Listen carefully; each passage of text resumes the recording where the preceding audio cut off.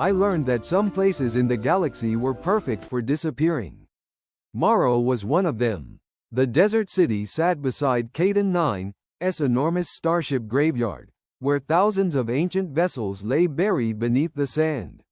Traders, scavengers, bounty hunters, and representatives of powerful families passed through, but few stayed. I did. I was Evan Cole, a human mechanic, living alone in an old rescue module at the edge of the city. I repaired ships, collected my credits, and avoided questions. Then Helix Meridian arrived. The corporation announced plans to purchase the entire graveyard, and Morrow with it. Most people protested, but I kept working. The same week, the local children's shelter received a closure notice for insufficient funding. That bothered me. I had passed the shelter many times without entering. Its caretaker, Sarah, was trying to keep 32 abandoned children safe. Then I heard a crash. A fallen gate had trapped a little alien girl beneath it. I lifted the metal away and helped her stand. She looked at me with enormous dark eyes. "You, human," she said. "Yes." She pulled a small cardboard tag from her pocket and tied it around my wrist. I looked down. Written in crooked letters were 4 words. "I found him first." She smiled. "My name is Mia." For the first time in years, I didn't walk away. Mia refused to let go of my hand. I discovered this when Sarah came running across the yard, followed by 2 shelter workers and 3 children who had apparently decided the accident was more interesting than breakfast. "Mia," the little girl turned. "I found him." Sarah stopped. Her eyes moved from Mia to me, then to the cardboard tag tied around my wrist. "What did you do?" Mia looked offended. "I found him first." "I can see that." Sarah crouched beside her. "Mia, people aren't things. You can claim a person." Mia frowned. "I didn't claim him. You tied a tag around him." "That is different." I looked at the tag. It was a piece of old packaging cardboard. One side still carried part of a shipping label. The other had 4 uneven words written in blue marker. "I found him first." "I can take it off," I said. Mia immediately tightened her grip on my hand. "No." Sarah sighed. "Mia, no." "Mia, he can stay." I looked at Sarah. She looked exhausted. Then she looked at me. "You don't have to do this." "I know. He isn't your responsibility," she told Mia. Mia shook her head. "He's lonely." That stopped me. Children were usually careless with observations adults spent years learning to hide. Sarah glanced at me. For a moment, neither of us spoke. Then Mia looked up at me. "Are you lonely?" I could have lied. I had become very good at lying about simple things. Instead, I said, "Sometimes." Her expression changed. Not pity. Something worse. Understanding. She squeezed my hand. "Then you can stay." I looked toward the shelter. The building was old. One section of the roof had been patched with mismatched metal. The windows were reinforced but cracked. A ventilation unit rattled loudly enough to be heard from the street. Behind those walls were 32 children who were about to lose the only home they knew. I looked at the cardboard tag again. Then at Mia. I'll stay if she wants me to. Sarah stared at me. Mia smiled. Good. That should have been the end of it. Instead, the next morning I found myself standing beneath the shelter's broken water pump with a toolbox in my hand. The pump was ancient. The motor was worse. Sarah stood nearby with folded arms. "You don't have to repair that." "I know. You said you'd stay." "I did." "You didn't say you'd work." I opened the motor casing. "It needs work." She watched me for several seconds. "Why?" I shrugged. "Because it's broken." That was how it began. Not with a declaration. Not with a plan. Just a broken pump, a little girl, and a cardboard tag I never removed. By sunset, the water was running again. The children cheered. I pretended not to notice. Mia noticed for me. She followed me back toward my rescue module, still holding my hand. "You, my human now," she said. I looked down at her. "I thought you said I wasn't something you could claim." She considered that carefully. "You, not something. Then she smiled. You, someone. I had no answer to that. So I kept walking. For the first time in years, I wasn't walking alone. By the third morning, everyone at the shelter knew my name. That was inconvenient. I had spent years making sure people did not know much about me. Now children followed me through the corridors, asking questions while I worked. Can you fix this? Can you fix that? Can you make the lights brighter? Can you make the kitchen machine stop screaming? I told them I wasn't sure about the last one. Mia followed me everywhere. She still wore the cardboard tag around my wrist as if it were an official document. I had tried removing it once. She caught me. She put it back. I stopped trying. The shelter's water pump had been the first problem. After that came the generator. Then the roof. Then the transport vehicle. The generator required 6 replacement components. I had 4. I made the other 2. The roof needed an entire support beam. I found one inside an abandoned cargo hauler and cut it to size. The transport vehicle was worse. Sarah said it had not moved in 3 years. I asked why. Because nobody has been able to make it run. I opened the engine compartment. Have you tried replacing the fuel regulator? Yes. The ignition relay? Yes. Main power coupler? Yes. I looked at her. She looked at me. Then why is it broken? Sarah smiled faintly. That's what I've been asking. It took me 6 hours. When the engine finally started, half the shelter came running outside. The children cheered. I shut the engine down. Mia climbed onto the driver's seat. I fixed it, she announced. You watched. That counts. I decided not to argue. Days became weeks. I began eating meals at the shelter because Mia insisted. I repaired broken heaters, doors, lights, beds, and water filters. I built shelves from scrap metal. I reinforced the windows. I taught 2 older children how to use basic tools. Sarah watched all of it. One evening, after the children were asleep, she found me sitting outside. You don't have to keep doing this, she said. I know. You could leave. I know. She sat beside me. For a while, neither of us spoke. Then she asked, who did you lose? I looked at her. She did not explain how she knew. Maybe it was the way I watched the children. Maybe it was because lonely people recognize loneliness. My family, I said. Sarah waited. I looked toward the desert. It was a long time ago. She didn't ask for details. That was why I trusted her. Behind us, the shelter lights glowed through dusty windows. Mia appeared at one. She pressed her face against the glass. Then she raised her hand and waved. I waved back. Sarah smiled. You know, she said quietly, she thinks you staying forever. I looked at Mia. I don't know how long I'll stay. Sarah nodded. Neither did I. But for the first time, the thought of leaving felt wrong. The first thing I noticed was the silence. The shelter was usually loud in the mornings. Children argued over breakfast. Doors opened and closed, and someone was almost always asking me to repair something. That morning, everyone was quiet. Sarah was standing beside the main office terminal. She held a financial report in both hands. You look worried, I said. I am. She handed me the report. I read it. The shelter had received almost 3 times more funding than its records showed. Where did the rest go? That's what I'm trying to find out. She sat down heavily. For years, money has been coming through the Mercy Foundation. Grants from other planets, donations from private organizations, emergency assistance, and none of it reached here? Not enough of it. I studied the figures. The transfers were regular. Too regular. Someone had been taking money. But the records were complicated enough that proving it would require someone who understood financial systems better than I did. That evening, I contacted Ben Carter. Ben was an accountant who lived above a trading office near the Central Market. He had a reputation for finding mistakes other accountants missed. He arrived carrying a small data terminal. You said this was urgent.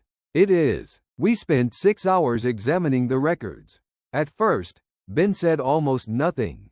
Then he stopped scrolling. Evan, what? These payments. What about them? They, being redirected. To where? He enlarged the transaction history. The money moved through several accounts before disappearing into private corporate holdings. One name appeared repeatedly. Victor Hale, local administrative official. I leaned closer. How long? Ben checked the oldest record. 7 years. Neither of us spoke. 7 years of money meant for children had been stolen. Not misplaced. Not delayed. Stolen. How much? Ben calculated the total twice. Enough to keep this shelter operating for decades. I leaned back. Sarah was standing in the doorway. She had heard enough. Her face had gone pale. Can we prove it? Ben looked at me. With the records we have, probably. Probably isn't enough. No, I said. It isn't. I looked at the terminal again. Victor Hale had been stealing from children for 7 years. And now someone wanted to close the shelter because it supposedly lacked funding. That was not an accident. Someone wanted the building empty. I didn't know why yet. But I intended to find out. Ben closed the terminal. What are you going to do? I looked toward the hallway. Mia was sitting on the floor outside, pretending not to listen. She was wearing a coat that was too large for her. The cardboard tag around my wrist had become faded from weeks of use. I touched it once. First, I said, we collect everything. Ben nodded. And then? I looked at Sarah. Then we make sure nobody can make this disappear.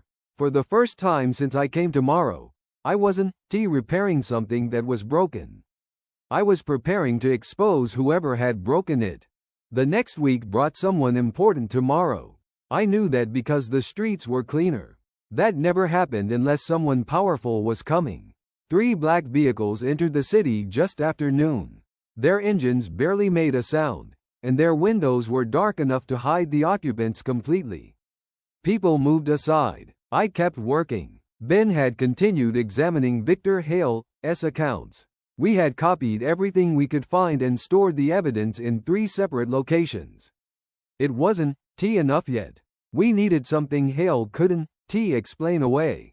Then Ryan Grant arrived. I knew the name. Everyone did. The Grant family was one of the oldest and most powerful families in the galaxy. They owned fleets, shipyards, financial institutions, and entire colonies. Ryan was one of their representatives. He entered the repair yard surrounded by guards.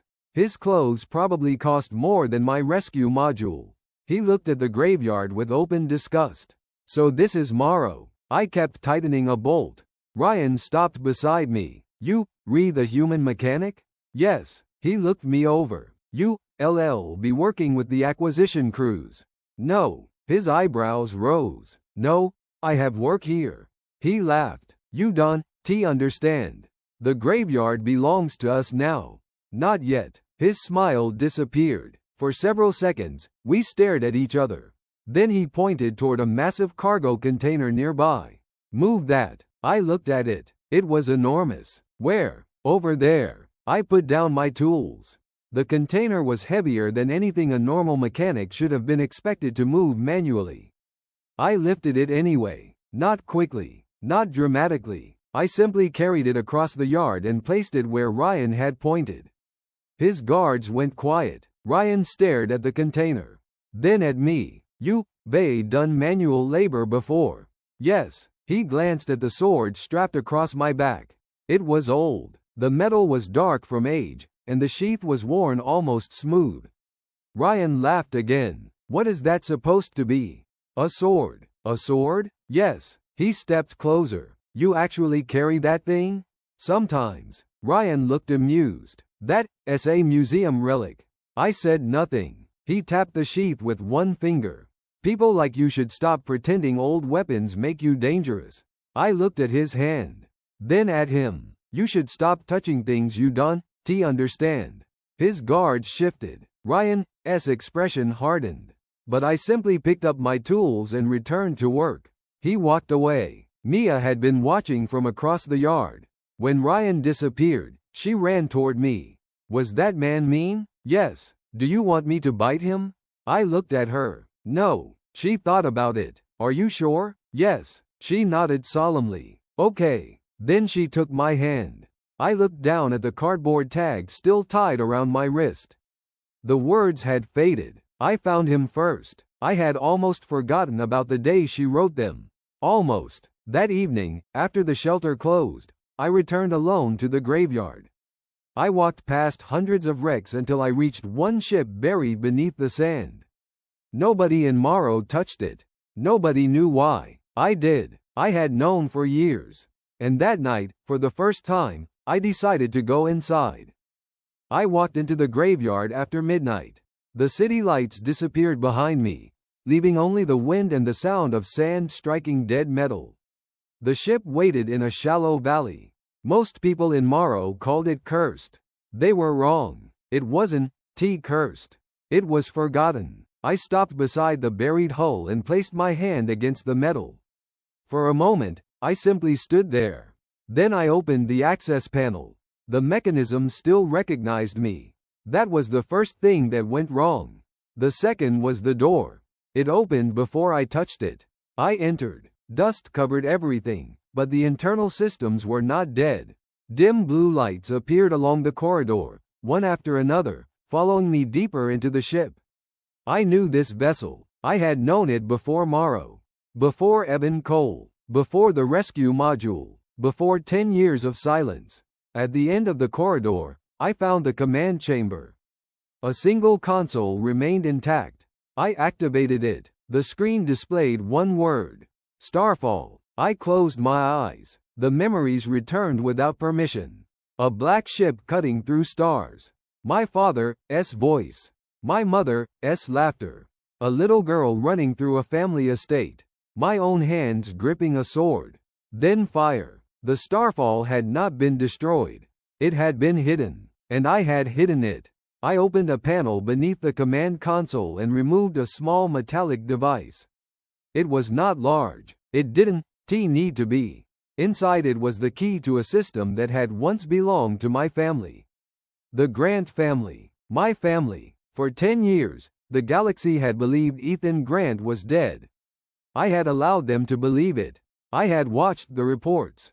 The memorial. The succession ceremony. Ryan Grant taking the place that should have been mine. I had never corrected them. I put the device back. I wasn't ready to become Ethan again. Not yet. Then I heard footsteps outside. I turned. Mia stood in the broken doorway. She was holding a flashlight with both hands. You followed me. She nodded. You said you were going somewhere. You should be asleep. I was. Then why are you here? She looked at the ship. Because you sad when you come here. I said nothing. She walked closer. Her eyes settled on the old sword across my back. Is this your ship? I looked at the darkness beyond her. It used to be. Before Morrow? Yes. Before me? I looked down at the cardboard tag still tied around my wrist. No. She smiled. Good. Then she took my hand. And for the first time in 10 years, I walked away from Starfall with someone beside me. I did not sleep that night. Neither did Mia. She fell asleep eventually in the passenger seat of the old transport vehicle, her head resting against the window while the engine carried us back toward the shelter. I drove slowly. There was no reason to hurry. For 10 years, I had avoided my past. Now it had followed me home. The next morning, Ben was waiting outside the shelter.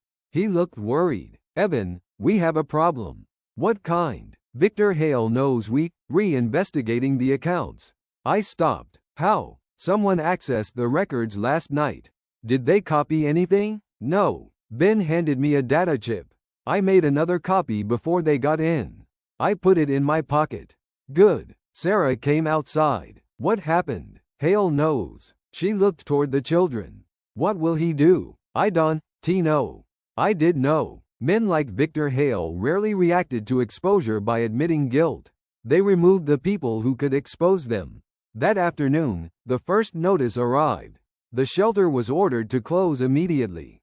Not in 30 days. Not next month. Immediately. The stated reason was an administrative violation. The violation did not exist. Sarah read the notice twice. Then she looked at me. They coming. I nodded. That evening, armed personnel appeared outside the shelter. They weren't local police. Their armor carried Ryan Grant's insignia. Ryan himself stepped through the gate. They caused enough trouble, he said. I stood between him and the children. This doesn't concern you. It concerns my family's acquisition. This building isn't part of the graveyard. It will be. Behind me, I heard Mia moving closer. Ryan noticed her. His expression changed. You should leave, human. I looked at him. No. He smiled. You still don't understand who you're dealing with. I almost answered. Then Mia stepped in front of me. She held up the cardboard tag. Her hands were shaking. Her voice wasn't I found him first. Ryan stared at her. What? She raised the tag higher. Nobody gets to take him away from me. Something inside me went completely still. For 10 years, I had allowed myself to be nobody. Evan Cole, mechanic, nobody important. But Ryan Grant had brought my past to my doorstep. And he had brought it in front of Mia. I looked at the guards. Then at Ryan. Then at the old sword resting across my back. I reached for the sheath. Not to draw it, only to remove it. The sword fell into my hand with a weight I remembered perfectly. Ryan's face changed. He knew that weapon. Not because it was famous. Because it belonged to the Grant family. The weapon carried by the eldest heir. The son who had supposedly died 10 years ago. I looked at Ryan. My name isn't Evan Cole. The yard became silent. My name is Ethan Grant. For the first time since I returned tomorrow, I stopped hiding. Nobody moved. For several seconds, I could hear only the wind crossing the yard. Ryan stared at me as if I had become something physically different. You're dead, he said. I was supposed to be. His face tightened. The guards raised their weapons. I looked at them. Lower them. Nobody obeyed. Ryan gave a small, uncertain laugh. This is some kind of trick. No, you expect me to believe that Ethan Grant survived? I don't care what you believe. That answer seemed to unsettle him more than anything else. Ryan looked at the sword in my hand. That belonged to your father. Yes, the family archives say you died aboard the Starfall. They were wrong. You disappeared for 10 years. Yes, why? I looked past him toward the shelter. Mia was still holding her cardboard tag. Because I wanted to. It wasn't the whole truth. But it was enough. Ryan stepped closer. You abandoned the family. I left the family. You left me to carry everything. I didn't ask you to. His jaw tightened. You have no idea what they built. I don't want it. That stopped him. I could see the disbelief in his eyes. The Grant family had spent 10 years assuming I would return one day demanding everything.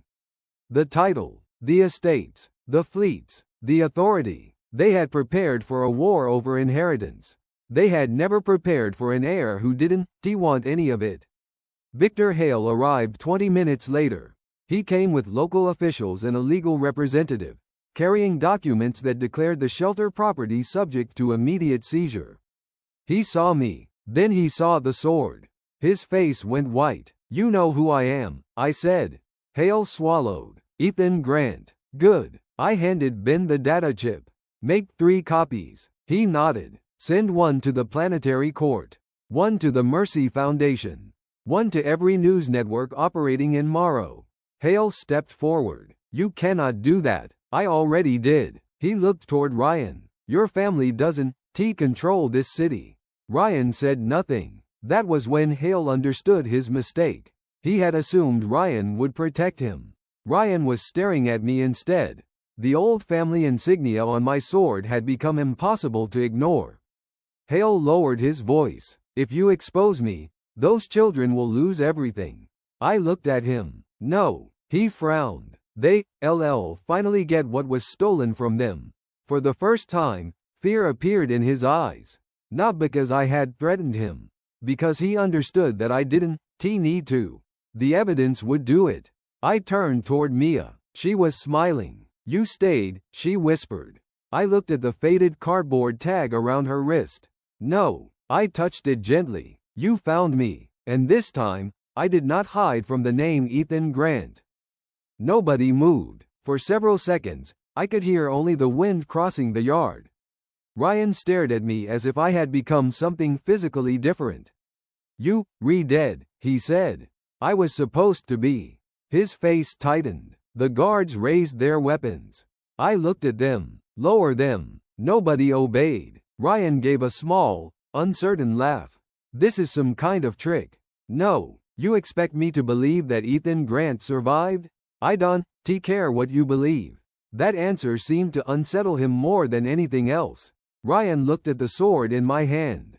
That belonged to your father. Yes, the family archives say you died aboard the Starfall. They were wrong. You disappeared for 10 years. Yes, why? I looked past him toward the shelter. Mia was still holding her cardboard tag. Because I wanted to. It wasn't the whole truth. But it was enough. Ryan stepped closer. You abandoned the family. I left the family. You left me to carry everything. I didn't ask you to. His jaw tightened. You have no idea what they built. I don't want it. That stopped him. I could see the disbelief in his eyes. The Grant family had spent 10 years assuming I would return one day, demanding everything.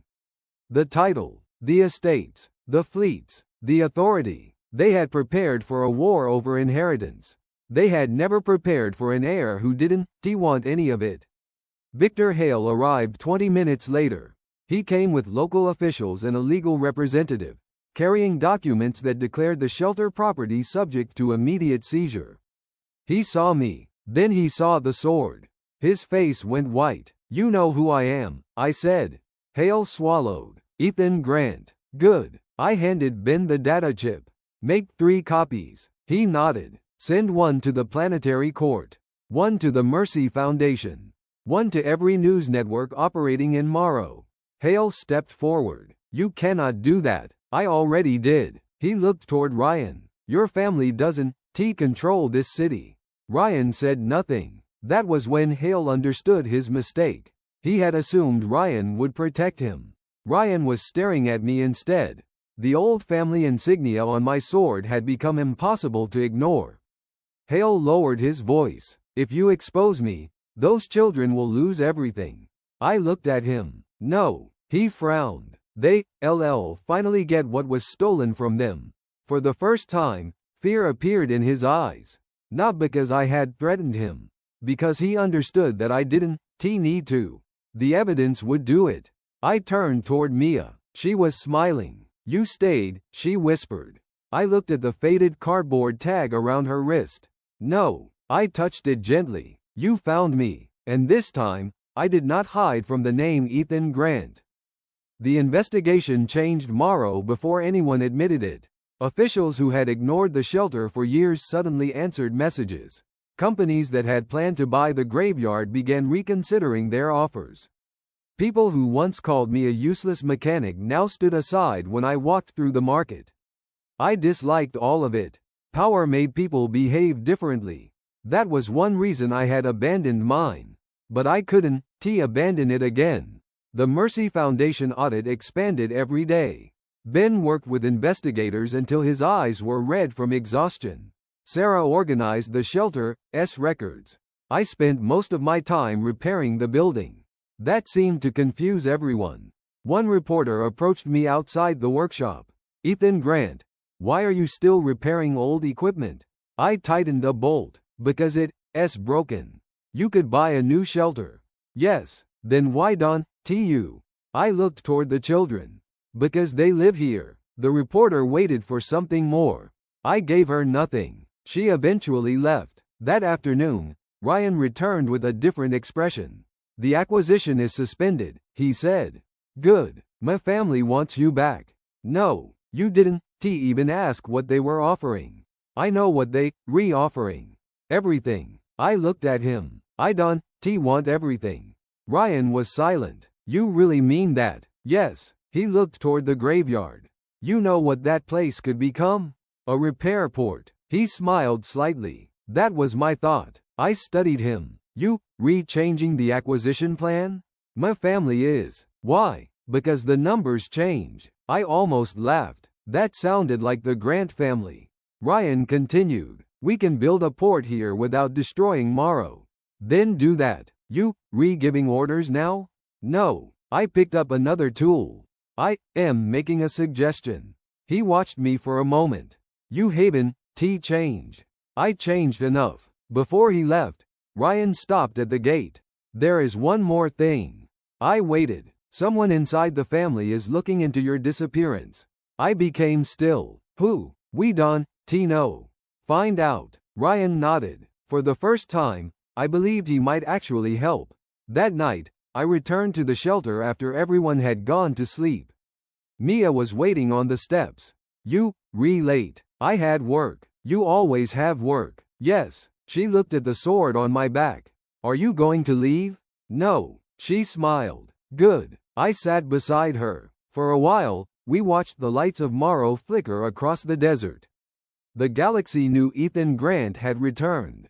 Soon, it would learn something else. I had not returned to claim a throne. I had returned because one child had tied a piece of cardboard around my wrist and decided I belonged somewhere. And I was beginning to understand that power was not what I had spent 10 years running from. It was what I had to decide how to use. The first official report appeared 3 days later. Ethan Grant confirmed alive. The headline spread across Morrow before breakfast. By noon, it had reached Caden 9's orbital stations. By evening, every major news network in the sector was discussing my disappearance. They wanted explanations. I gave them none. The Grant family issued a statement confirming my identity and acknowledging that I was the eldest heir. That was enough. The galaxy reacted immediately. Representatives arrived from neighboring systems. Corporate executives requested meetings. Political officials sent invitations. Old family allies suddenly remembered my name. I ignored all of them. The shelter needed a new roof.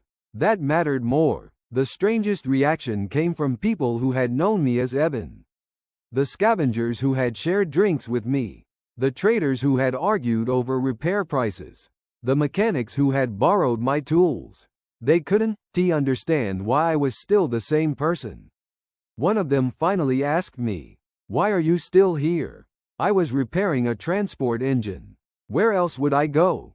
You, Ethan Grant. Yes, you own enough wealth to buy this entire city. I know. He stared at me. Then why are you repairing that? I looked at the engine. Because Sarah needs the transport. He walked away without another question. Mia didn't care about any of it. She still called me her found human. She still followed me around the shelter. She still stole my tools whenever she wanted attention. One evening, she found me reviewing the latest financial reports. Are you working? Yes. Important work? Yes. More important than me? I looked at her. No. She seemed satisfied. Then she climbed onto the chair beside me. What are you doing? Fixing another problem. Can I help? I turned the screen toward her. These numbers are complicated. She studied them. I don't like them.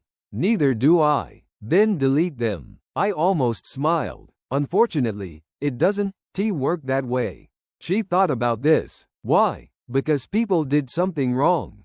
Then make them stop. I looked at her. That was exactly what I intended to do. The audit had revealed more than corruption. It had revealed how easily powerful institutions could become blind to the people they were supposed to protect.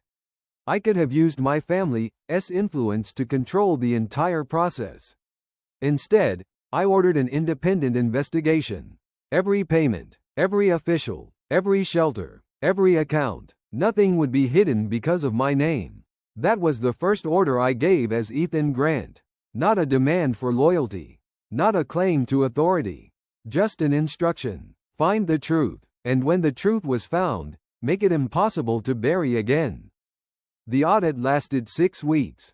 By the end of it, Victor Hale was no longer an official. He was facing charges on 6 worlds. The evidence was impossible to dispute.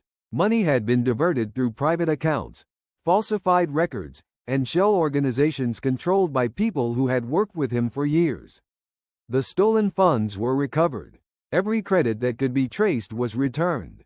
The Mercy Foundation also established a permanent oversight system. I made one condition. The shelter in Morrow would never again depend on a single official's honesty. Sarah signed the new agreement. Ben reviewed every financial system twice.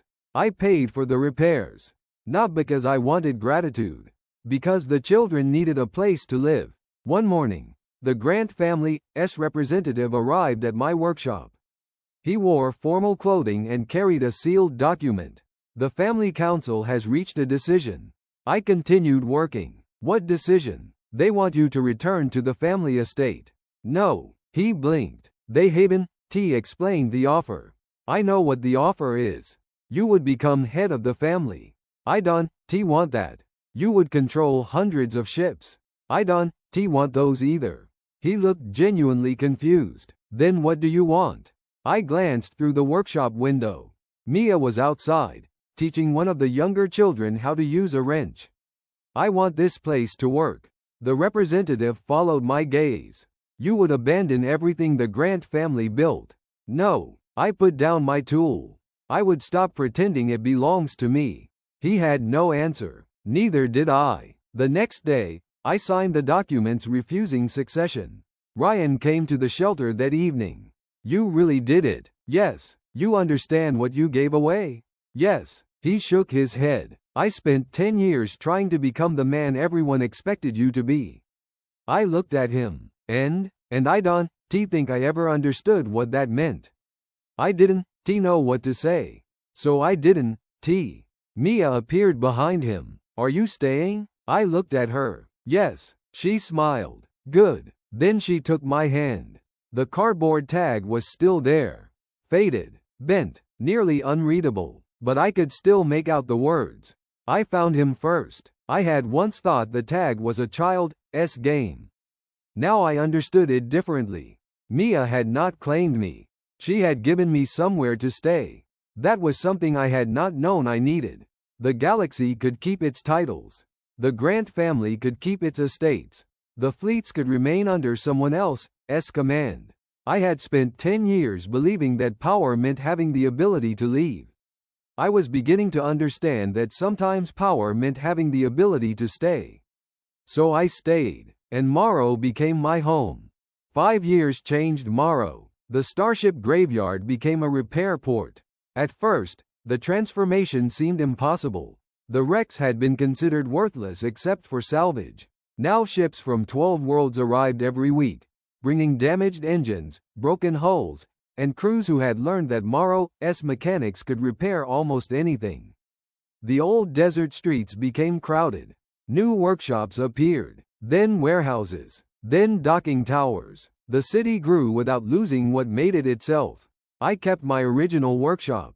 It was larger now, but I refused to replace the old sign above the door. Evan Cole, repairs. Some people thought it was strange. I didn't. Evan Cole had been the man who learned how to stay alive. Ethan Grant was the man who learned why. I needed both. The shelter changed too. Sarah no longer called it a shelter. It was the Morrow Children's Center now. It housed children from dozens of worlds. Some had lost parents. Some had been abandoned. Some had arrived after wars that nobody wanted to remember. They came to Morrow because someone had finally built a place where they could stay. Sarah ran everything. She was better at it than I ever could have been. Ben handled the finances. He still checked every account personally, despite having an entire staff beneath him. I financed the center. Quietly. No statues. No family crest. No Grant name on the building. When reporters asked why, I told them the same thing every time. It isn't about me. Most stopped asking questions after that. Mia was 12 now. She had grown taller, louder, and considerably better at finding ways to get into places she wasn't supposed to be. She still followed me when I worked. She still called me her found human. The name had survived everything. One evening, I found her sitting on the roof of the center, looking over Morrow. "You late," she said. "You keep saying that. You keep being late." I sat beside her. Below us, the port lights stretched across the desert. Cargo ships moved between towers. Repair crews worked through the night. Children laughed somewhere behind us. Morrow no longer looked like a place where people disappeared. It looked like a place where people arrived. Mia leaned against my shoulder. Do you miss your old life? I thought about the Grant estate, the fleets, the family council, the endless ceremonies. No, she smiled. Good. Then she looked toward the stars. Are you still Ethan? Yes. Are you still Evan? I considered that longer. Yes. She nodded. Then you, both. I looked at the city. She was right. I had spent 10 years trying to bury one name and another 5 learning that I didn't have to choose between them. The galaxy knew Ethan Grant. Morrow knew Evan Cole. Mia knew both. And somehow, that was enough. Years later, Mia found the old cardboard tag in a drawer. The writing had faded, but the words remained. I found him first. She brought it to me that evening. Do you remember? I remember. She smiled. Do you still think I can keep you? I looked across Morrow. The graveyard was gone. In its place stood a vast repair port, alive with ships from dozens of worlds. The old shelter had become a home and school for children who once had nowhere to go. I looked back at Mia. No, she shook her head. Now you, the one who stayed. I smiled. The galaxy knew Ethan Grant as an heir, a warrior, and a man with enough power to change worlds. Morrow knew Evan Cole as a mechanic, but Mia had never cared about either name. To her, I was simply the human she found first. And for the first time in my life, I understood that being found was not the same as being owned. Sometimes, it meant being given a reason to stay.